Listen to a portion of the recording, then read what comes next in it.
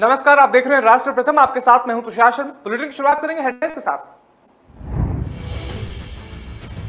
सिफारिश से नौकरी पाने वालों की एक सूची वायरल, हंगामे के बाद मुकदमा।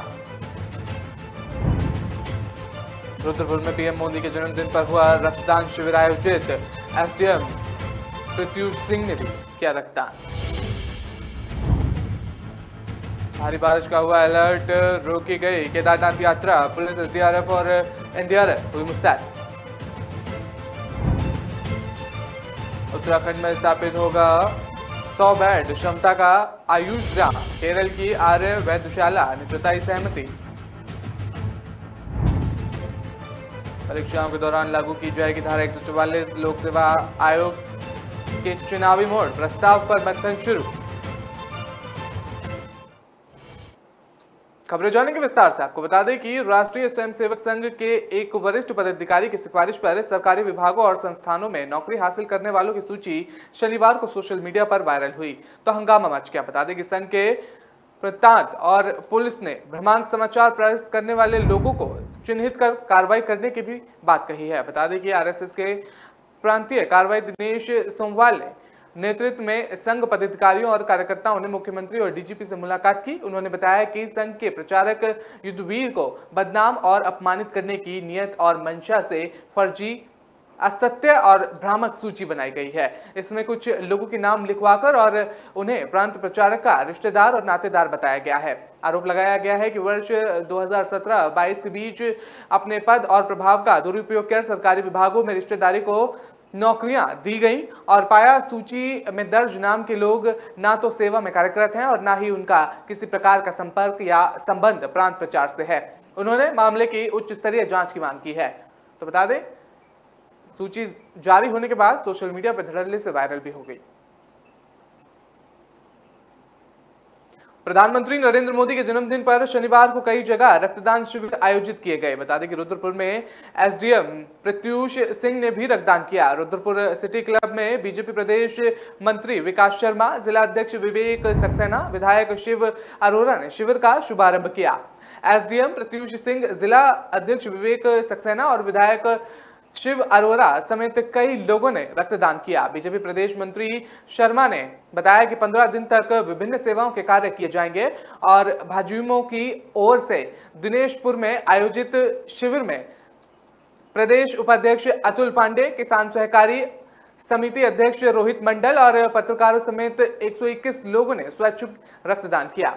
नगर पंचायत के सभागार में आयोजित शिविर का शुभारंभ विधायक अरविंद पांडे ने किया। बता दें कि रेड क्रॉस सोसाइटी गदरपुर के पदाधिकारियों ने भी सहयोग किया। वहां नगर पंचायत अध्यक्ष सीमा सरकार और बीजेपी मंडल अध्यक्ष अनादि रंजन मंडल, हिमांशु सरकार और सत्यजीत विश्वास और मंडल और गोविंद मंडल, सुनीता और काजल, ये तमाम लोग वहां पर मौजूद थे। आपको बता दें कि भाजयुमो की ओर से new life charitable blood bank Khatima में रक्तदान शिविर लगाया गया और इसमें पंजीकृत 38 लोगों में से महिला मोर्चा जिला महामंत्री रेणु भंडारी समेत 18 लोगों ने रक्तदान किया। वहां कार्यक्रम में संयोजक अजय सिंह, मंडी समिति अध्यक्ष चंदन और पूर्व छात्र संघ अध्यक्ष सिद्धार्थ सिंह, ये तमाम लोग उसमें मौजूद रहे। आपको बता दें कि कार्यक्रम में रक्तदान किया इन लोगों ने। बीजेपी नेता और वरिष्ठ व्यापारी वासुदेव अग्रवाल और युवा नेता आनंद अग्रवाल कुशिष्ट आश्रम में जाकर कल फल बांटे और केक काटकर मोदी की दीर्घायु की कामना भी की। तो रक्तदान शिविर का आयोजन हुआ, इसके चलते तमाम कार्यक्रम वहां पर आयोजित किए गए। मौसम विभाग की ओर से जारी भारी बारिश के अलर्ट और बिगड़ते मौसम को देखते हुए जिला प्रशासन ने शुक्रवार पुनर्वत 11 बजे से केदारनाथ यात्रा रोक दी गई है। साथ ही गौरीकुंड, सोनप्रयाग, रामपुर, फाटा और गुप्त काशी में जगह जगह करीब 6000 यात्रियों को रोक दिया गया। सुरक्षा के तहत पुलिस, एसडीआरएफ और डीआरएफ को पैदल मार्ग और पड़ावों और केदारनाथ में मुस्तैद रहने के निर्देश दिए गए हैं। बता दें कि शुक्रवार को सोनप्रयाग से यात्रा सुबह 5 बजे से केदारनाथ रवाना हुई और प्रशासन और पुलिस की निगरानी के बीच यात्रियों को धाम के लिए रवाना किया गया। सुबह 5 बजे से पूर्व 11 बजे तक 6,665 यात्री धाम के लिए रवाना हुए और 11 बजे मौसम खराब होता देख और शुक्रवार को मौसम के अलर्ट को देखते हुए प्रशासन ने यात्रियों को सोनप्रयाग में ही रोक दिया। उधर केदारनाथ में दर्शन के बाद यात्रियों को प्राथमिकता से निचले स्थानों के लिए भेजा गया। बता दें कि डीएम मयूर दीक्षित ने बताया कि मौसम विभाग ने 16 सितंबर की रात को भारी बारिश का अलर्ट जारी किया। सुरक्षा कारणों और बिगड़ते मौसम को देखते हुए हर शुक्रवार को 11 बजे से यात्रियों को धाम के लिए ही नहीं जाने दिया गया। बता दें, उन्होंने बताया कि सोनप्रयाग, गौरीकुंड सहित पैदल मार्ग और केदारनाथ में पुलिस और राहत और बचाव दल यात्रा की निगरानी कर रहे हैं। बताया कि 17 सितंबर को मौसम की स्थिति को देखते हुए यात्रा संचालन का निर्णय लिया गया। दूसरी तरफ पुलिस अध्यक्ष आयुष अग्रवाल ने बताया कि यात्रियों की सुरक्षा के लिए पुख्ता इंतजाम किए गए हैं। उन्होंने सोनप्रयाग और गौरीकुंड सहित केदारनाथ में यात्रियों से नदी किनारे ना जाने की अपील की है। इधर जिला मुख्यालय रुद्रप्रयाग सहित नदी किनारे के कस्बे में भी लोगों को सतर्क रहने के लिए कहा गया है। तो मौसम खराब होने के चलते यात्रियों को निचले स्थान पर ले जाया गया। उत्तराखंड में आयुर्वेद चिकित्सा पद्धति और निवेश को बढ़ावा देने के लिए 100 बेड क्षमता का आयुष ग्राम स्थापित किया जाएगा। इसके लिए केरल की आर्य वैद्यशाला ने राज्य में आयुष ग्राम बनाने पर सहमति जताई है। कार्य के लिए आयुर्वेद विश्वविद्यालय के साथ एमओयू भी किया गया है और राज्य को आयुष हब बनाने की दिशा में हाल ही में आयुर्वेद क्षेत्र में काम कर रही केरल की आर्य वैद्यशाला के प्रतिनिधिमंडल ने उत्तराखंड का दौरा किया। प्रतिनिधिमंडल ने राज्यपाल लेफ्टिनेंट जनरल गुरमीत सिंह, मुख्य सचिव डॉक्टर एस संधू और सचिव आयुष डॉक्टर पंकज कुमार और पांडे के साथ बैठकर आयुर्वेद को बढ़ावा देने के रोड मैप पर विस्तार से चर्चा की। राज्यपाल ने प्रतिनिधिमंडल को पंचक्रम और मम्र चिकित्सा को बढ़ावा देने और प्रचार प्रसार को प्राथमिकता देने की बात कही। साथ ही दैनिक जीवन के संदिग्ध पौध और जड़ी बूटियों के जोर दिया। उन्होंने कहा कि प्रदेश में 169 से अधिक एरोमा और 200 से अधिक जड़ी बूटी पाई जाती हैं। सचिव आयुष डॉक्टर पंकज कुमार पांडे ने आर्य वैद्यशाला के प्रतिनिधियों को राज्य में आयुष क्षेत्र की गतिविधियों और भावी योजनाओं की जानकारी भी दी। उत्तराखंड लोक सेवा आयोग समूह की परीक्षा इलेक्शन मोड में करवाई जाएंगी और इसके लिए आयोग के अध्यक्ष डॉक्टर राकेश कुमार ने शासन को प्रस्ताव भेज दिया है। खास बात यह रही कि आयोग ने चुनाव में मतदान केंद्रों की तरह परीक्षा केंद्रों के 200 मीटर के दायरे में निषेधाज्ञा यानी कि धारा 144 लागू करने का सुझाव दिया है। इसी तरह केंद्रों तक प्रश्न पत्र पहुंचाने और उत्तर पुस्तिकाओं को तय स्थानों तक पहुंचाने के लिए सेक्टर मजिस्ट्रेट नामित करने का भी प्रस्ताव दिया गया है। आयोग ने जिला स्तर पर होने वाली परीक्षाएं संबंधित जिला अधिकारी की देखरेख में कराने और एडीएम को नोडल अफसर बनाने की सिफारिश की है। ये तमाम बातें वहां से सामने आ रही हैं। आपको बता दें कि स्तर के जोनल मजिस्ट्रेट के तौर पर नामित किया जाए और परीक्षा केंद्र पर सेक्टर मजिस्ट्रेट और पुलिस बल भी तैनात किया जाए। परीक्षा के व्यक्तित्व ढंग से संचालन के लिए परीक्षा केंद्रों के प्रधानाचार्य और केंद्र प्रभारी को मजिस्ट्रेट के अधिकार दिए जाएं और परीक्षा केंद्रों पर प्रशासन का एक अधिकारी तहसीलदार स्तर के नामित किया जाए।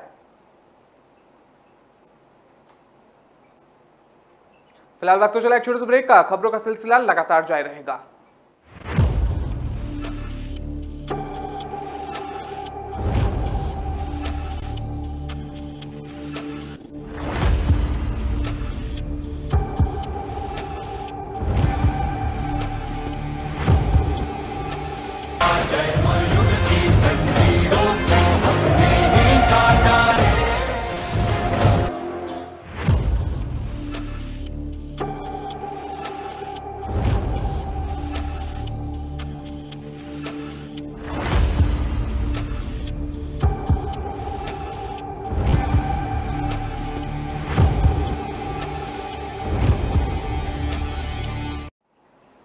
ब्रेक के बाद आपका स्वागत है। रुक करते हैं अगली खबर का। आपको बता दें कि जिले में शुक्रवार को पूरी रात के बाद शनिवार दिन भर भी मूसलाधार बारिश जारी रही और अल्मोड़ा पिथौरागढ़ राष्ट्रीय राजमार्ग भी 1.5 घंटे तक बंद रहा। बारिश से कुछ इलाकों में भी चुटपुट नुकसान की खबरें भी लगातार आ रही हैं और लगातार बरस रहे मेघों से नदियों का जलस्तर बढ़ गया। तापमान में गिरावट के साथ ठंड में भी बढ़ोतरी हुई है। वहीं रात और दिन बारिश से लोगों के कामकाज बुरी तरह से प्रभावित रहे। अचानक पहाड़ों में मौसम ने गिरावट और करवट बदल ली। और बता दें, शुक्रवार शाम से शुरू हुई बारिश शनिवार पूरे दिन जारी रही। जिले भर में मूसलाधार बारिश ने लोगों की दिक्कतें बढ़ा दी। रात और दिन लगातार मेघों के बरसने से जनजीवन अस्त व्यस्त हो गया और लोगों के कार्य प्रभावित रहे। बहुत जरूरी होने पर भी लोग घरों से छाता लेकर निकलते हुए भी नजर आए। बता दें कि अल्मोड़ा पिथौरागढ़ राष्ट्रीय राजमार्ग में और की ओर से मलबा आने से 1.5 घंटे तक एनएच बंद रहा।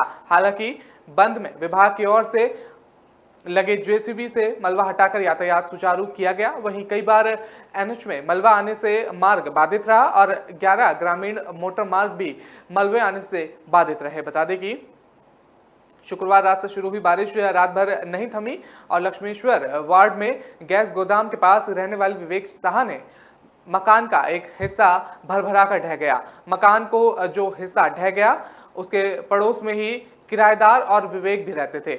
उन्होंने बताया कि मलबा गिरने की आवाज से वो लोग उठे और आपदा प्रबंधक को सूचना दी। इसके बाद मौके पर जांच के लिए पटवारी, नायब तहसीलदार और नगरपालिका के अधिकारी मौके पर मौजूद रहे।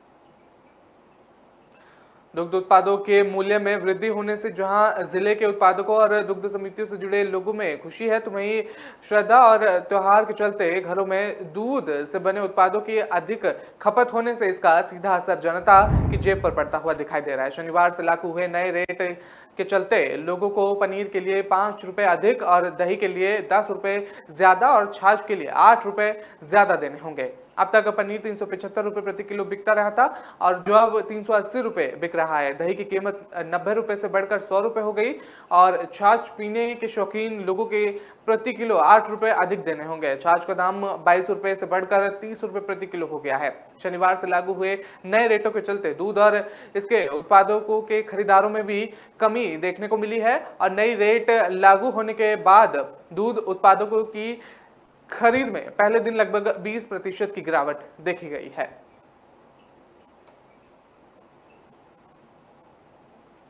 लगातार हो रही बारिश से लोग काफी परेशान हो रहे हैं। तहसील बेतालघाट अंतर्गत निकटवर्ती चियूनी गांव निवासी किशन चंद्र पुत्र मूसीराम का आवासीय मकान शनिवार सुबह करीब 3 बजे भरभरा कर गिर गया। उस समय मकान में किशन का परिवार सोया हुआ था। मकान के टूटने की जब जोर से आवाज हुई तो पूरा परिवार जाग गया और आनन फानन से घर से बाहर निकाल गया। और बता दें कि किशन का बेटा गौरव दूसरे कमरे में सोया हुआ था, वो मलबे में दब गया। आसपास के लोगों ने उसे बाहर निकाला।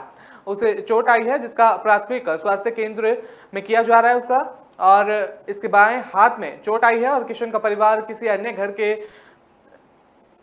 में शरण लिए हुए था और पटवारी विनोद परगाई ने मौका मुआयना किया। ग्राम प्रधान रेखा पंत और क्षेत्र पंचायत सदस्य गरिमा नैनवाल ने प्रशासन से पीड़ित परिवार को सहायता प्रदान करने की भी मांग की है।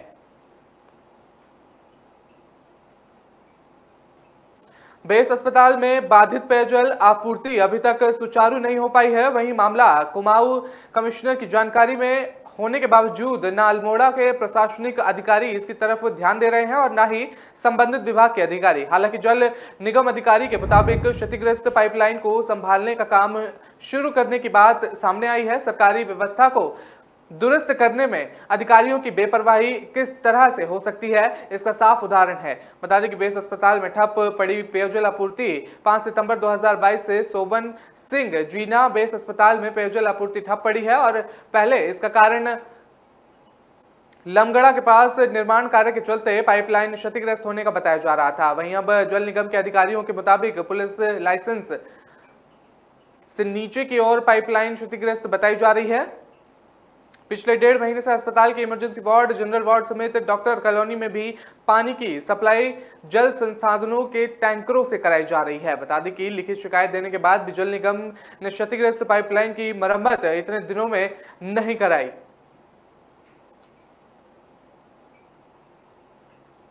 राज्य गठन के बाद से वर्तमान तक विधानसभा में हुई नियुक्तियां जांच के दायरे में हैं। जांच के लिए गठित विशेषज्ञ समिति ने भर्तियों से संबंधित फाइलों और पत्रावलियों की जांच पड़ताल कर रिपोर्ट तैयार करने में जुट गई है। विधानसभा में बैकडोर नियुक्ति विवाद में आने के बाद अध्यक्ष ऋतु भूषण ने जांच के लिए 3 सदस्यीय विशेषज्ञ समिति गठित की थी। इसके साथ ही समिति के 1 माह के भीतर ही जांच रिपोर्ट सौंपने के निर्देश दिए थे। विशेषज्ञ समिति रात दिन में हुई नियुक्ति की जांच कर रही है। राज्य गठन के बाद से 2022 तक कांग्रेस और बीजेपी सरकार समय में अलग अलग विधानसभा अध्यक्षों के कार्यकाल में हुई नियुक्तियों को जांच के दायरे में है। बता दें कि समिति ने एक नियुक्तियों की फाइल और पत्रवालियों विधानसभा अधिष्ठान अनुभाग से मांगकर जांच की है। अब तक समिति की जांच अंतिम चरण में है। फाइलों और पत्रवालियों की जांच के बाद रिपोर्ट तैयार की जा रही है। बता दें कि विशेष समिति कुछ दिनों के भीतर जांच रिपोर्ट विधानसभा अध्यक्ष को सौंप सकती है। समिति तय समय अवधि से पहले 5 रिपोर्ट को अंतिम रूप देने जा रही है।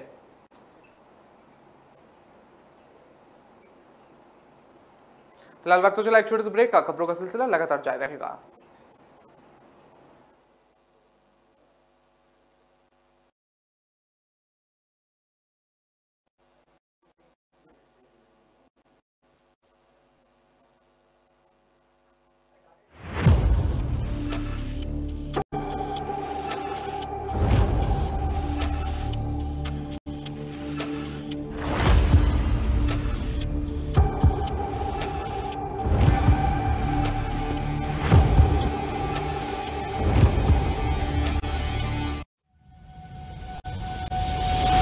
लहरों से डरकर नौका पार नहीं होती, कोशिश करने वालों की कभी हार नहीं होती।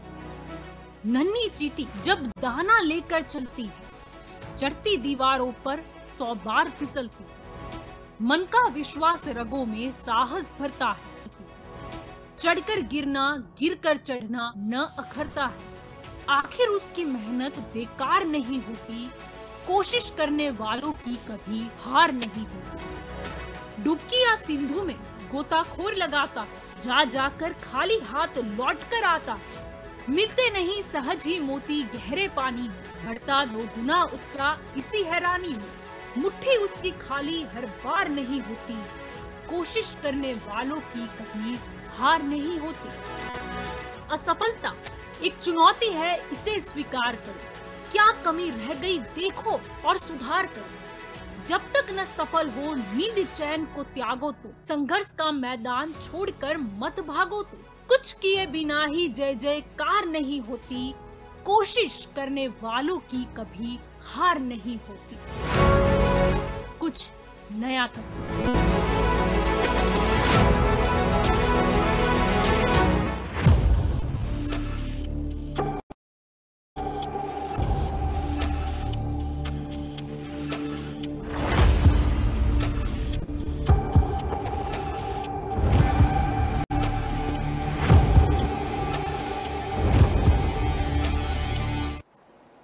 के बाद आपका स्वागत है। रुक करते हैं अगली खबर का। आपको बता दें कि तराई में पिछले 24 घंटे से लगातार बारिश से शनिवार को रुद्रपुर रोडवेज स्टेशन की कार्यशाला में जल भराव हो गया। इस कारण बसों के बाहर निकालने में बाधा पड़ने से संचालन प्रभावित रहा। इस कारण यात्रियों को परेशानी का सामना भी करना पड़ा। रोडवेज डिपो परिसर में ISBT के निर्माण के कारण कीचड़ की भी समस्या हो रही थी और कर्मचारियों को डिपो के प्रशासनिक कार्यालय और कार्यशाला के बीच आने जाने में असुविधा हुई। और कई कर्मचारी कार्यकाल में ही बैठे रहे। बता दें कि बसों के कार्यशाला से बाहर निकालने में असुविधा के लिए दिल्ली, देहरादून समेत स्थानीय रूटों की बसों का संचालन प्रभावित रहा। लंबे और स्थानीय रूटों पर संचालन बसों की रफ्तार धीमी पड़ रही। दिल्ली देहरादून हरिद्वार मार्ग की कई बसों के 1-1.5 घंटा विलंब से पहुंचाने से यात्रियों को भी असुविधा हुई।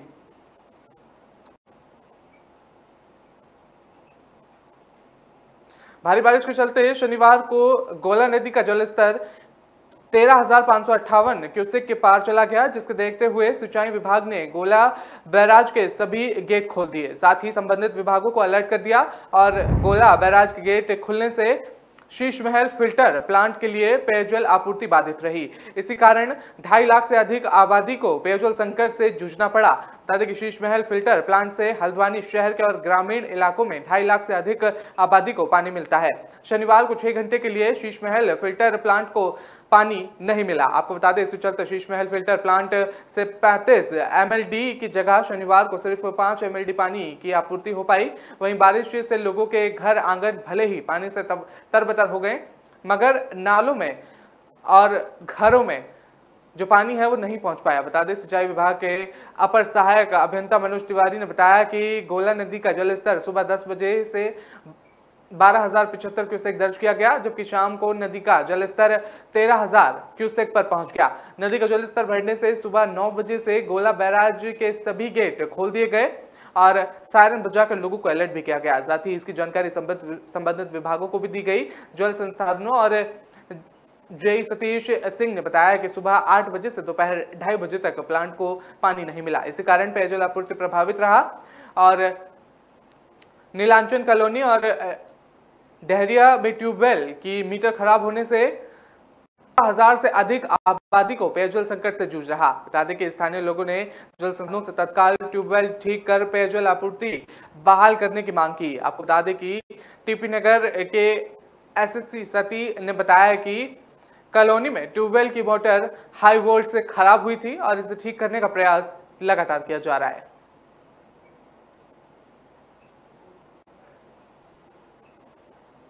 भवाली अल्मोड़ा राष्ट्रीय राजमार्ग पर पाटली के पास शनिवार दोपहर करीब 12:30 बजे सैलानियों की कार से ऊपर पहाड़ी से एक बोल्डर गिरने से कार अनियंत्रित होकर सड़क पर पलट गई। कार चालक की मौके पर ही मौत हो गई और कार में सवार अन्य 3 लोग घायल हो गए। घायलों को जिला अस्पताल में भर्ती कराया गया और डॉक्टर उनका उपचार कर रहे हैं। बता दें कि 4 युवक से कोंची मंदिर के दर्शन के लिए आए थे और पुलिस के मुताबिक शनिवार दोपहर पहाड़ी से गिरा बोर्ड संख्या यूपी 21 7632 के ऊपर गिरा और पत्थर गिरने के कार अनियंत्रित होकर सड़क पर पलट गई और वाहन चालक जितिन दिवाकर पुत्र रामचरण निवासी लाइन पार नियर भोलानाथ और प्रवीण पुत्र चौधरी और सेक्टर 10 फेज 2 के मझोला बुद्धि विहार मुरादाबाद अभय चौधरी पुत्र आदेश चौधरी, जिसमें तमाम लोग ये 3 लोग इसमें शामिल थे जो कि बुरी तरह से घायल हो गए थे हादसे में और हादसे के बाद इन्हें जिला अस्पताल में भर्ती भी कराया गया था।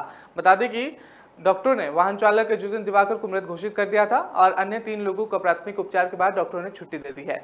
मृतक के दोस्तों ने बताया कि अचानक बोल्डर कार के ऊपर गिर गया और पत्थर गिरने से उनकी कार जो अनियंत्रित हो गई, जिसके चलते जो गाड़ी है वो सड़क पर पलट गई और जिसमें 3 लोग गंभीर रूप से घायल भी हो गए। फिलहाल घायलों का जो उपचार है वो अस्पताल में कराया गया है और साथ ही उन्हें छुट्टी भी दे दी है इलाज के बाद।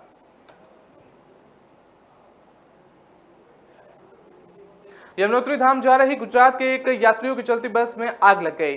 गनीमत ये रही कि आग विकराल रूप धारण करती उससे पहले ही सभी यात्री सुरक्षित बाहर निकाल लिए गए। आग से यात्रियों का सामान जलकर खाक हो गया। बस में चालक समेत कुल 28 लोग सवार थे। इनमें 21 गुजरात के यात्री थे। बताया जा रहा है कि शनिवार के दोपहर करीब 1:45 बजे बस दिल्ली यमुनोत्री हाईवे पर कटापत्थर गांव के निकट पहुंची। इसी बीच पीछे चल रही दूसरी वाहन के यात्रियों ने बस से धुआं उठता देखा, जिस पर यात्रियों ने इसकी जानकारी बस चालक को दी।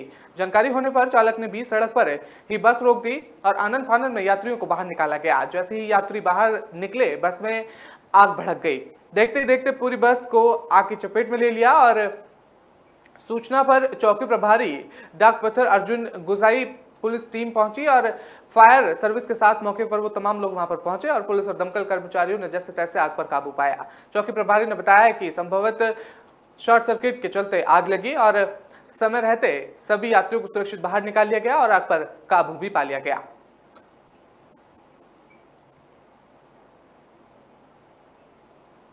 कुमाऊं में पिछले करीब घंटे से मूसलाधार बारिश हो रही है। शनिवार को दिन भर जनजीवन अस्त व्यस्त रहा और पहाड़ों पर जगह जगह भूस्खलन और मलबे से कई जगह मकान क्षतिग्रस्त हो गए। वहीं सड़कों का नामो निशान मिट गया और गर्म पानी में बोल्डर की चपेट में आने से पर्यटक और पिथौरागढ़ जिले में मजदूर की जान चली गई। हल्द्वानी में गधेरे में बहने से होम गार्ड की भी मौत हो गई और मंडल में 46 सड़कों पर यातायात बंद हो गया। बता दें कि कई जगह मकान भी ध्वस्त हो गए और ये तस्वीरों में आप देख सकते हैं किस तरह से पानी ने अपना विकराल रूप लिया हुआ है। बारिश के चलते ये पानी का जो जल स्तर है वो लगातार बढ़ता रहा और तकरीबन 2 दिन से लगातार बारिश हो रही है।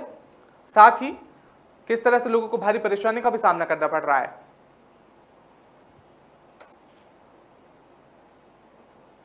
तो फिलहाल इस बुलेटिन में नहीं, मुझे दीजिए इजाजत। आप हमारी खबरों को पढ़ने के लिए आप हमारी वेबसाइट का भी इस्तेमाल कर सकते हैं। नमस्कार।